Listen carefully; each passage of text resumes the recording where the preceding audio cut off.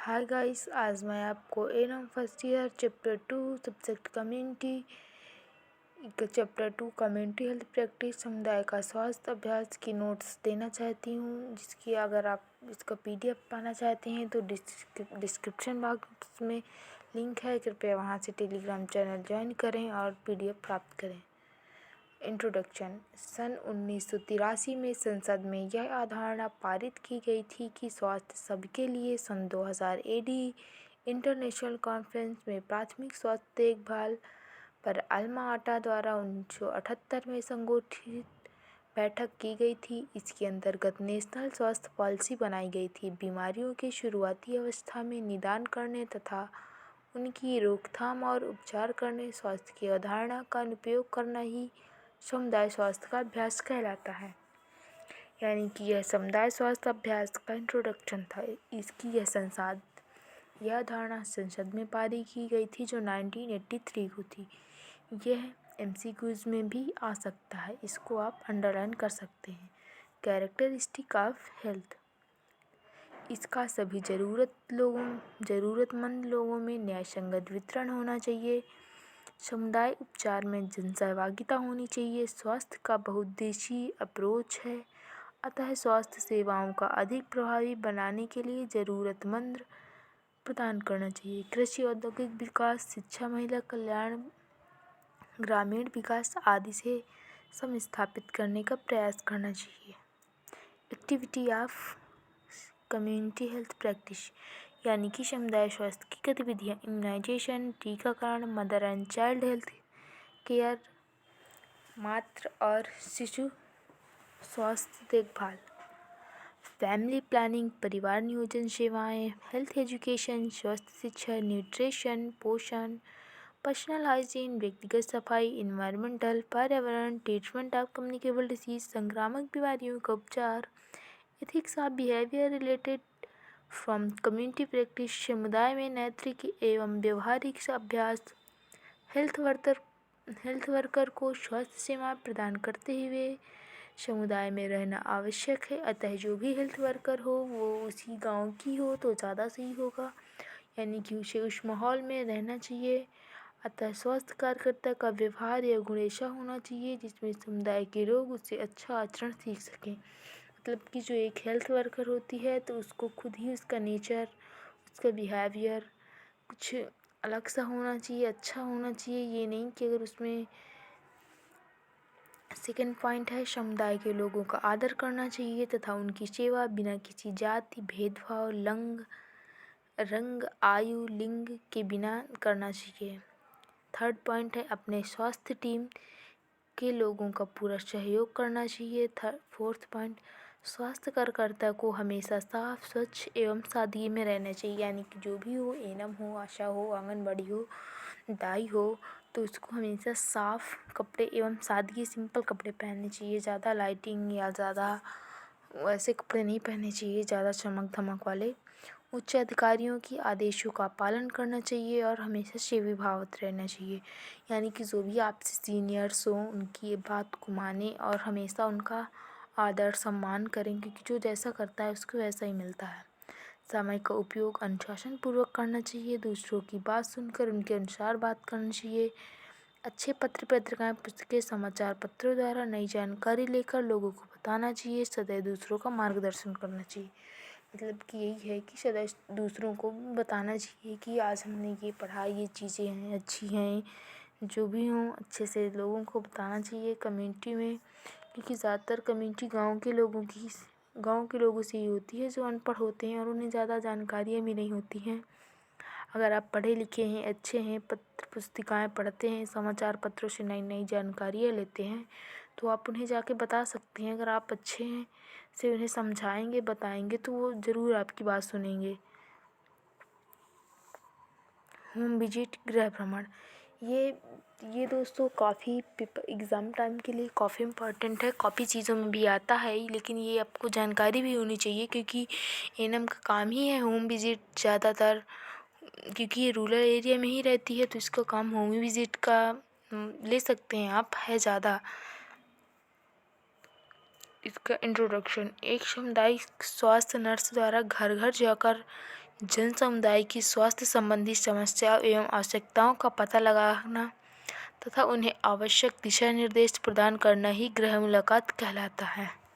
एक सामुदायिक स्वास्थ्य नर्स द्वारा यानी कि एक एएनएम द्वारा घर घर जाकर जन समुदाय स्वास्थ्य संबंधी समस्याओं एवं आवश्यकताओं का पता लगाना चाहिए, उन्हें आवश्यक दिशा निर्देश प्रदान करना ही गृह मुलाकात या होम विजिट कहलाता है। गृह मुलाकात के उद्देश्य पर्पज ऑफ होम विजिट, परिवारों के सदस्यों की स्वास्थ्य संबंधी समस्याओं का आवश्यकताओं का पता लगाना चाहिए। परिवार के सदस्यों की समस्याओं तथा आवश्यकताओं के अनुसार उन्हें घरेलू वातावरण में बेहतर स्वास्थ्य सेवाएं प्रदान करना चाहिए। स्वास्थ्य केंद्र, हेल्थ सेंटर तथा अस्पताल से डिस्चार्ज हुए रोगी को फॉलोअप केयर प्रोवाइड करना चाहिए, मतलब कि उन्हें बताना चाहिए, उनको जाने के लिए डिस्चार्ज हुए व्यक्ति को उनको एम्बुलेंस की सहायता प्रदान करनी चाहिए और जो भी हो तो उन्हें प्रदान करना चाहिए। सामान्य रोगों के निदान एवं उपचार के साथ साथ जन समुदाय को MCH यानी कि मैटरनल चाइल्ड हेल्थ, टीकाकरण, इम्यूनाइजेशन, फैमिली प्लानिंग यानी कि परिवार नियोजन जैसी सेवाएं प्रदान करना चाहिए। मतलब को जो गर्भवती सामान्य लोगों के निदान एवं उपचार के साथ जन टीकाकरण, परिवार के सदस्यों को उनकी आवश्यकता अनुसार स्वास्थ्य शिक्षा प्रदान करनी चाहिए। Principle of the home visit, गृह मुलाकात के सिद्धांत। गृह मुलाकात पूर्व नियोजित तथा सुसंगठित होनी चाहिए।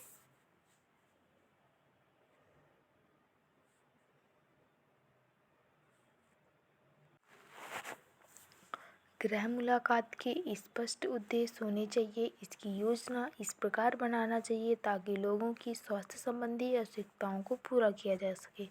थर्ड पॉइंट, गृह मुलाकातों के नियोजन एवं क्रियान्वयन के दौरान जाति, धर्म, लिंग, सामाजिक, आर्थिक आदि के नाम पर किसी भी प्रकार का भेदभाव नहीं करना चाहिए। गृह मुलाकातों के क्रियान्वयन के दौरान अधिक आवश्यकता वाले जोखिम युक्त लोगों को प्राथमिकता दी जानी चाहिए। गर्भवती महिला, बूढ़े व्यक्ति, नवजात शिशु, नियोनेटल केयर, इलनेस पर्सन आदि। जैसे कि जब आप होम विजिट करते हैं तो उसका एक इवैल्यूएशन यानी कि मूल्यांकन करते हैं। जो ज़्यादा जोखिम युक्त वाले यानी कि जिनकी तबीयत ज़्यादा ख़राब होती है, आप उनको प्राथमिकता यानी कि उनको पहले करना चाहिए। जैसे कि प्रेग्नेंट लेडी है, ओल्ड मैन है, नियोनेटल केयर है और इलनेस पर्सन। गृह मुलाकात परिवार के सदस्यों के लिए सुविधाजनक तथा स्वीकार होनी चाहिए। गृह मुलाकात में लचीलापन होना चाहिए, अर्थात इसकी योजना इस प्रकार करना चाहिए ताकि रोगी अथवा परिवार की आवश्यकता अनुसार उसमें अंतिम समय पर भी परिवर्तन किया जा सके। गृह मुलाकात के दौरान CHN यानी कि समुदाय स्वास्थ्य नर्स को परिवार के सदस्यों के किसी भी प्रकार की उपहार, रिश्वत की मांग नहीं करना चाहिए और ना ही स्वीकार करना चाहिए। गृह मुलाकात के दौरान कम्युनिटी हेल्थ नर्स को IPR यानी कि इंटरपर्सन रिलेशनशिप अंतः पारस्परिक संबंध करना चाहिए। यानी कि उससे आपको बताना होता है जो भी प्रोसीजर वगैरह आप देना चाहते हैं तो आप उससे पहले बताएं कि मैं आपका ये ट्रीटमेंट करूंगी और मैं आपका ये प्रोसीजर करना चाहती हूँ, जिससे कि उसी रोगी या मरीज को भी सावधानी होगी। गृह मुलाकात कम्युनिटी हेल्थ नर्स को परिवार के सदस्यों के स्वास्थ्य शिक्षा प्रदान करनी चाहिए। गृह मुलाकातों की उचित रिकॉर्डिंग एवं रिपोर्ट तैयार करनी चाहिए। Planning, implementation and evaluation of home visit, गृह मुलाकात योजना, क्रियान्वयन एवं मूल्यांकन। प्लानिंग ऑफ होम विजिट, गृह मुलाकात की योजना। सामुदायिक स्वास्थ्य नर्स को स्वयं के आवंटित क्षेत्र के बारे में विस्तृत जानकारी इकट्ठा करनी चाहिए। उसे अपने क्षेत्र में आने वाले सभी गाँव, घरों की जनसंख्या, महत्वपूर्ण स्थल, सड़कें, स्कूल आदि के बारे में विस्तृत जानकारी एकत्रित करना चाहिए। इम्प्लीमेंटेशन, क्रियान्वयन गृह मुलाकात का सबसे महत्वपूर्ण चरण है। इसके अंतर्गत सामुदायिक स्वास्थ्य नर्स पूर्व निर्धारित योजनानुसार यह गृह मुलाकात कर परिवार के सदस्यों को उनकी आवश्यकता अनुसार स्वास्थ्य सेवाएं प्रदान करनी चाहिए। नर्स को स्वयं का परिचय देना चाहिए तथा गृह मुलाकात के उद्देश्य और इससे उन्हें होने वाले लाभों के बारे में अवगत कराना चाहिए। यानी कि नर्स को स्वयं का परिचय देना चाहिए, वो कहाँ है, कौन है, कहाँ से आई है, मतलब उसका क्या कर रही है, तथा गृह मुलाकात के उद्देश्य एवं उनसे होने वाले जो उनको लाभ हों, प्रॉफिट हो, उनके बारे में उन्हें जानकारी देनी चाहिए। इवैल्यूएशन, मूल्यांकन। थर्ड हेडिंग है इवैल्यूएशन। गृह मुलाकात के दौरान रोगी और परिवार को प्रदान की गई स्वास्थ्य सेवाओं की जांच करना, मूल्यांकन करना कहलाता है। गृह मुलाकात के बाद रोगी तथा परिवार की स्वास्थ्य संबंधी समस्याओं का समाधान तथा आवश्यकताओं की पूर्ति करनी चाहिए। ये एक काफ़ी इम्पॉर्टेंट टॉपिक है बैग टेक्निक यानी कि बैग तकनीकी। जब एनम गांव में विजिट करने जाती है तो इसके हैंड्स पे आप लोगों ने देखा होगा एक बैग होता है जो चमड़े अथवा कैनवास के कपड़े का बना होता है, जिसमें गृह मुलाकात के दौरान रोगी अथवा परिवार की आवश्यकताओं के अनुसार गतिविधियाँ पूरी करनी चाहिए तथा नर्स गृह मुलाकात के दौरान नर्स इसे आवश्यक रूप से लेकर जाती है। जो बैग होता है उसके अंदर जो सामग्री होती है उनके बारे में, बैग इनसाइड आर्टिकल्स, न्यूज़पेपर होता है, प्लास्टिक शीट होती है, फैमिली फोल्डर होता है, सॉफ होता है, टॉवेल होता है, नेल ब्रश होता है, क्लिनिकल थर्मामीटर होता है, एनीमा होता है, disposable gloves, rubber catheter, cotton swab, bandage, betadine, spray, Dettol, kidney tray, scissor, आर्टिकल फॉर स्कीप, fetoscope, tape measure, specimen bottle, eye drop, folic acid tablet, ORS, Mala D, Mala and delivery kit, antenatal kit, immunisation kit, VP instrument, small torch and mask. Newspaper जो बैग को जब वो खोलती है तो न्यूज़पेपर रखने के लिए होता है। प्लास्टिक शीट को बिछा करके वो अपना बैग रखती है। फैमिली फोल्डर होता है जिसके अंतर्गत वो सभी जानकारियाँ जो भी होम या घर में जाती हैं उनको इकट्ठा करके उसी में नोट करती हैं। शॉप होता है हाथ धोने, बैग के अंदर के सामान निकालने से पहले तथा सामान को अंदर रखने के बाद हाथ वो साफ़ करेंगे। टॉवेल होता है जो हाथ को पोंछने के लिए होता है। नेल ब्रश हैंड्स को साफ़ करने के लिए। क्लिनिकल थर्मामीटर होता है जिसमें वो बच्चे का वाइटल साइन वगैरह चेक करेंगे, टेम्परेचर उसका कितना है, सही है, कम है, ज़्यादा। एनीमा होता है। डिस्पोजेबल ग्लव्स होते हैं जो उन्हें पहनने होते हैं, वियर करके ही वो सारा प्रोसीजर करेंगी। रबर कैथेटर होता है। कॉटन स्वैब होता है, अगर कहीं कुछ किसी के लग वग जाता है तो उसे साफ़ करने के लिए कॉटन स्वैब का यूज़ करते हैं जिसमें स्प्रिट डाल करके।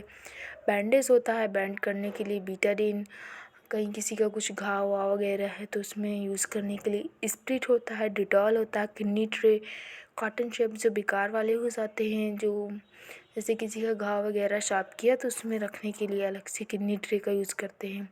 सीजर होता है। एंटीलेटर forceps, fetoscope, tape measure, specimen bottle, eye drops होती हैं जैसे कि किसी का आँख में कुछ चला ले गया तो यूज कर सकते हैं। Folic acid tablet, ORS, dehydration की कंडीशन में अगर व्यक्ति हो जाता है तो उसको ORS का घोल, माला डी, मालायन के बारे में जानकारी लोगों को देना, इसको कैसे यूज करना है। डिलीवरी किट होती है। एंटीनेटल किट होती है। इम्यूनाइजेशन यानी कि टीकाकरण वाला। BP इंस्ट्रूमेंट यानी कि ब्लड प्रेशर चेक करने के लिए एक छोटी टार्च होती है जो जिसे हम उसके कान में लगा के अगर कहीं कुछ चला वाला जाता है तो देख सकते हैं। मास्क होता है जो ज़रूरी होता है। और इन सारी चीज़ों को करने के बाद हैंड वॉशिंग हम एक तरीके से करेंगे जो हमारे 15 स्टेप होते हैं, तो hand washing step by step ही करना है। अगर आप लोग चाहते हैं कि मैं वो भी शेयर करूं तो आप प्लीज़ कमेंट करेंगे आप तो मैं वो भी आप लोग को प्रोसीजर है बता दूंगी। Technique of for the use of nursing bag के उपयोग की तकनीकी। कम्युनिटी हेल्थ नर्स को गृह मुलाकात हेतु नर्सिंग बैग अथवा आवश्यकता अनुसार डिलीवरी किट आवश्यक रूप से साथ लेकर जाना चाहिए। नर्सिंग बैग में रखे सभी आवश्यक उपकरण विसंक्रमित तथा कार्य करने की स्थिति में होने चाहिए। नर्सिंग बैग में सभी आवश्यक सामग्रियाँ व्यवस्थित रूप से रखी होनी चाहिए, मतलब कोई भी सामान इधर उधर नहीं होना चाहिए, उसको सही सटिल तरीके से रखना चाहिए। जो भी तेज़ या धारदार वाली चीज़ें उन्हें अलग डिब्बों में कवर करके रखना चाहिए। गृह मुलाकात हेतु घर पहुंचने के बाद सर्वप्रथम नर्स को बैग की बाहरी पॉकेट में रखे अखबार अथवा प्लास्टिक शीट को बाहर निकालकर ज़मीन पर बिछा देना चाहिए और उसके ऊपर बैग को रख देना चाहिए। नर्सिंग बैग को जानवरों तथा छोटे बच्चों की पहुंच से दूर रखना चाहिए। अब बैग की बाहरी पॉकेट में रखे नाखून साफ करने का ब्रश, साबुनदानी तथा साबुन को बाहर निकालना चाहिए और इन्हें हाथ धोने वाले स्थान पर ले जाकर अच्छी तरह से हाथ धोने चाहिए। तौलिया से हाथ पोंछने के पश्चात बैग को खोलना चाहिए तथा प्रोसीजर आवश्यक उपकरण एवं सामग्रियाँ बाहर निकालनी चाहिए और बैग को वापस बंद कर देना चाहिए। ध्यान रहे केवल उपयोग में लिए जाने वाले उपकरण ही बाहर निकालने चाहिए, मतलब ज़्यादा उपकरण बाहर निकाल के नहीं रखने चाहिए जिससे कि बच्चे आएँ और उनको छूएं तो उसमें, क्योंकि वो स्लाइड किए हुए रहते हैं तो संक्रमित हो जाते हैं ना, जब वो किसी ने अगर टच किया हाथ से तो यूज़फुल नहीं रह जाते फिर। उसके बाद नर्स को आवश्यक प्रक्रिया समझाना चाहिए, मतलब जब आप ये सब कर लेंगे रखने नहीं तो उसके बाद जो भी प्रोसीजर करना हो वो हमें बताना चाहिए कि हम आपका ये करने वाले हैं, आपको ये हैंड वॉशिंग का है या केयर ऑफ़ माउथ है, स्किन केयर है, जो भी आप करना चाहते हैं उन्हें समझा दें ताकि वो हड़बड़ाए नहीं, हेजिटेट हो जाते हैं लोग, सफोकेशन फील करने लगते हैं, फिर वो बाद में काफ़ी ज़्यादा प्रॉब्लम्स ही ना हो, उससे पहले ही जो प्रोसीजर आप करना चाहते हैं उन्हें अंदर समझा दें अच्छे तरीके से। उपयोग में ली गई वस्तुओं को पृथक करना चाहिए और गंदे कॉटन शेप को किडनी ट्रे अथवा पेपर बैग में रखना चाहिए। यदि संभव हो तो उपयोग में किए गए सभी उपकरण को अच्छी तरह धोकर पानी में उबालना चाहिए। मतलब कि अगर हमको कोई चीज़ स्टेरिलाइज करना है और हम लोग के पास ऑटोक्लेविंग मशीन नहीं है, वैसे होती है साधारण पर पीएससी पर भी एक ऑटोक्लेविंग होनी चाहिए, लेकिन अगर नहीं है तो हम उनको पानी में डाल के बॉयल कर सकते हैं और एक अलग कपड़े के थैले में कुछ आर्टिकल्स को अलग कपड़े में लपेट कर रख देना चाहिए। फिर से दोबारा हाथ धोने चाहिए। तो हाथ हम लोग को पूरा प्रोसेस करने के बाद हैंड वॉशिंग तो करना ही करना है, प्रोसीजर करने से पहले, प्रोसीजर करने के बाद हैंड वॉशिंग हमको एक बाई स्टेप करना है। ये नहीं कि आप वैसे ही कर लें। जो स्टेप हैं 15 स्टेप हैं, अगर आप चाहते हैं कि मैं उनको शेयर करूं तो प्लीज़ कमेंट करिएगा, मैं आपको वो भी सिखा दूंगी। हैंड वॉशिंग का स्टेप बाय स्टेप 15 स्टेप होते हैं। उबालने के लिए आप ऑटोक्लेविंग मशीन का यूज़ करते हैं जो शायद सब जगह संभव नहीं होती है, इसीलिए नहीं आप पानी बॉयल करके भी बॉयल कर सकते हैं। हमें तेज़ धार वाली वस्तुओं को बॉयल नहीं करना चाहिए जिससे उनकी धार ख़राब हो सकती है, जैसे कि सीज़र्स हो गई और काफ़ी सारे आर्टिकल्स होते हैं तो उनको यूज़ नहीं करना चाहिए। अगर आपको मेरा वीडियो अच्छा लगा हो तो प्लीज़ चैनल को लाइक करें, चैनल को सब्सक्राइब करें, वीडियो को लाइक करें और ज़्यादा से ज़्यादा शेयर करें। अगर आप चाहते हैं कि चैप्टर 3 का वीडियो भी मैं बनाऊँ तो प्लीज़ कमेंट करें और मैं आपको इम्पोर्टेंट नोट्स भी प्रोवाइड करूँगी शॉर्टकट वाली एग्ज़ाम टाइम तक। Okay, thank you for